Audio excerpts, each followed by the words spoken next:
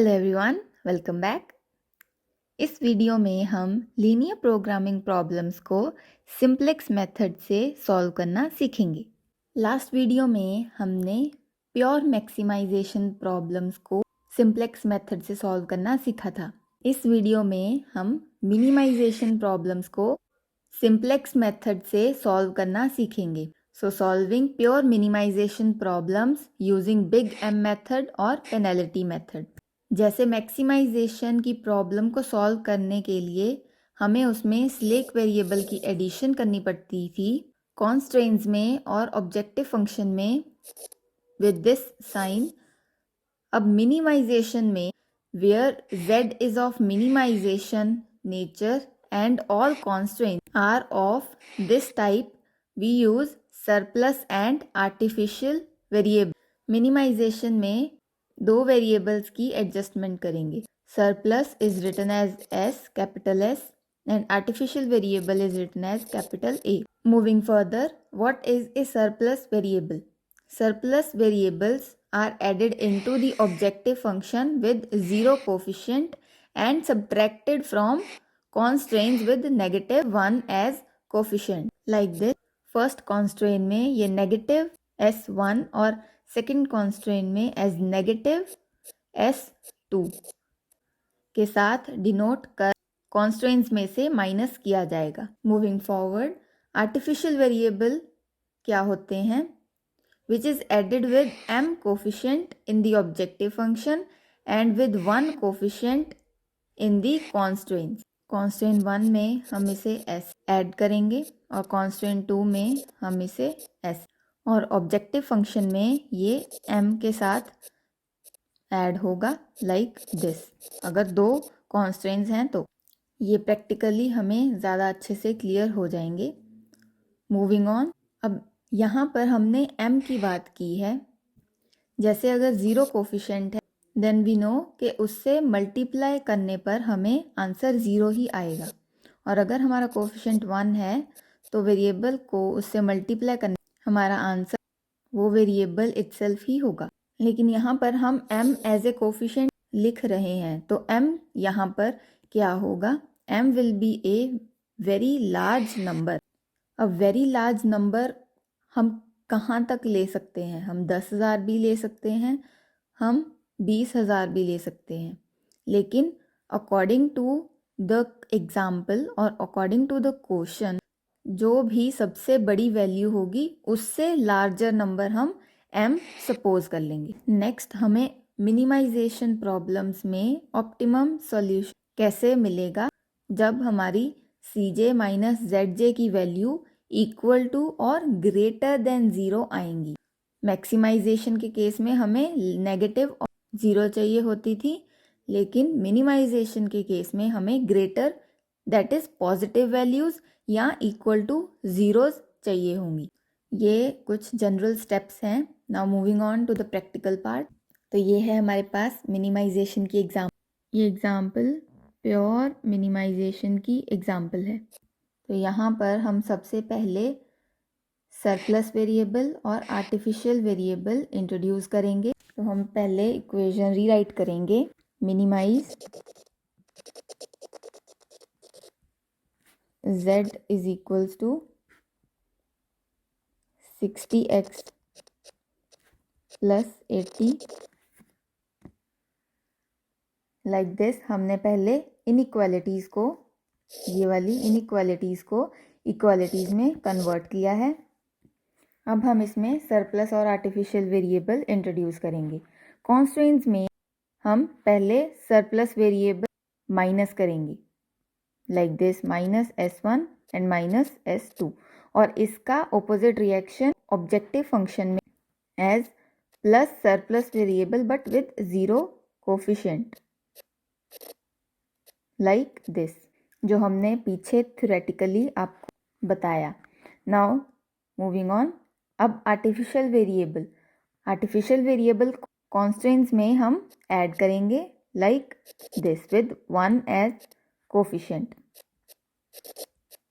And artificial variable 2, और इसका opposite reaction objective function में क्या होगा? Plus artificial variable but with m as coefficient plus m as coefficient of artificial variable 2। तो ये हमारी इक्वेशंस फॉर्मुलेट हो गई हैं। यहाँ पर हमारा फर्स्ट स्टेप कंप्लीट होता है। अब यहाँ से हम सिंप्लेक्स टेबल 1 कंस्ट्रक्ट करेंगे, जो हमारा इनिशियल कोफिशिएंट टेबल होता है, जिसमें हम ये कोफिशिएंट्स को प्लॉट कर देंगे सभी के, और फिर उनसे Cj माइनस Zj निकालेंगे। Cj माइनस Zj की values greater than that is positive और इक्वल टू 0 होंगी सभी वैल्यूज़, तो वो हमारा आंसर होगा। नाउ मूविंग ऑन, अब हम सिंप्लेक्स टेबल 1 कंस्ट्रक्ट करते हैं। अब यहाँ से हम सिंप्लेक्स टेबल 1 कंस्ट्रक्ट करेंगे लाइक दिस। सिंप्लेक्स टेबल में ये कॉलम्स होती हैं।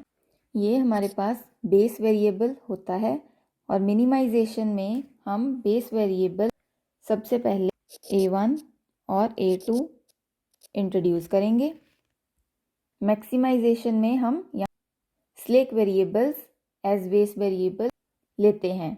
ये हमारे पास सॉल्यूशन वेरिएबल, जो कि ये वाली वैल्यूज़ होती हैं। तो यहाँ पर 900 एंड 1200, और यहाँ पर हम x1 x2 और बाकी सब उनके कोफिशिएंट्स की वैल्यूज़ लिखते हैं।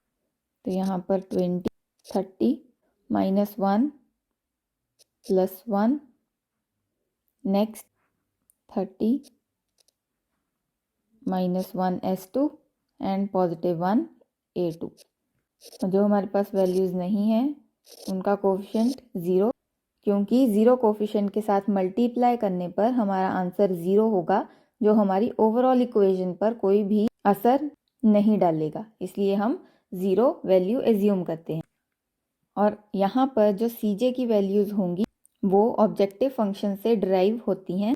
x1 60 है तो हम यहाँ पर लिख लेंगे ये 80, ये 0 0 m एंड m, और यहाँ पर भी this is m and m। Now moving on, अब यहाँ से हम Zj की वैल्यू निकालेंगे। Zj की वैल्यू कैसे निकालेंगे? By multiplying this with Cj plus this multiplied by Cj। तो 900m plus 1200m is equals to 2100m। यहाँ पर 20 into m plus 40 into m is equals to 60m। यहाँ पर भी 60m, यहाँ पर माइनस m प्लस 0m, तो यहाँ पर इसकी वैल्यू 0, तो हमारे पास क्या बचा? -m। यहाँ पर भी -m, यहाँ पर पॉजिटिव m और यहाँ पर भी पॉजिटिव। नाउ मूविंग ऑन, अब यहाँ पर हम Cj माइनस Zj की वैल्यू लिखेंगे। अब वो कैसे डिराइव होंगी? तो ऊपर वाला Cj 60 minus 60m, 80 minus 60m and like this. ये हमारी वैल्यूज आएंगी Cj माइनस Zj पर 60 minus 60m, 80 minus 60m, 0 minus m, so this is positive m, again positive m minus m 0 and 0। अब हमें यहाँ पर वैल्यूज़ कौन सी चाहिए थी? जो Cj माइनस Zj की वैल्यूज़ ऑल ग्रेटर देन और इक्वल टू 0। तो उसके लिए यहाँ m की वैल्यू क्या होगी? m is a very large number, तो यहाँ पर हम m की वैल्यू 100 सपोज कर लेते हैं। तो इसके अकॉर्डिंग हमारी ये वैल्यू भी नेगेटिव में है और ये वैल्यू भी नेगेटिव में है। तो यहाँ से अब हम सिंप्लेक्स टेबल 2 कंस्ट्रक्ट करेंगे। तो उसके लिए हमें की कॉलम सिलेक्ट करनी होगी। अब की कॉलम हम कौन सी सिलेक्ट करेंगे? मिनिमाइजेशन के केस में हम की कॉलम हम मोस्ट नेगेटिव वैल्यू सिलेक्ट करेंगे, जिसके हिसाब से ये हमारी की कॉलम डिराइव हो रही है। अब यहाँ पर एक और कॉलम मिनिमम रेशो का बनाएंगे और वहाँ से हम की रो आइडेंटिफाई करेंगे। अब मिनिमम रेशो कैसे आएगी? solution variable divided by the key column. तो यहाँ पर 9000 divided by 20 is 45 and 1200 divided by 40 is 30. तो मिनिमम रेशो कॉलम से हमारी मिनिमम वैल्यू 30 है। तो यहाँ से हमारी की रो ये वाली। अब यहाँ से हम सिंप्लेक्स टेबल 2 कंस्ट्रक्ट, ये इंटरसेक्शन पॉइंट को 1 बनाकर और इस वैल्यू को 0, और वो हम कैसे बनाएंगे? बाय यूजिंग डिफरेंट ऑपरेशंस, जैसे हम मैक्सिमाइजेशन की प्रॉब्लम में करते हैं। बाकी सॉल्यूशन हम नेक्स्ट वीडियो में कंस्ट्रक्ट करेंगे। अगर इस वीडियो से आपकी स्टडी में हेल्प हुई है, then do like and subscribe to the channel. Thank you so much for watching.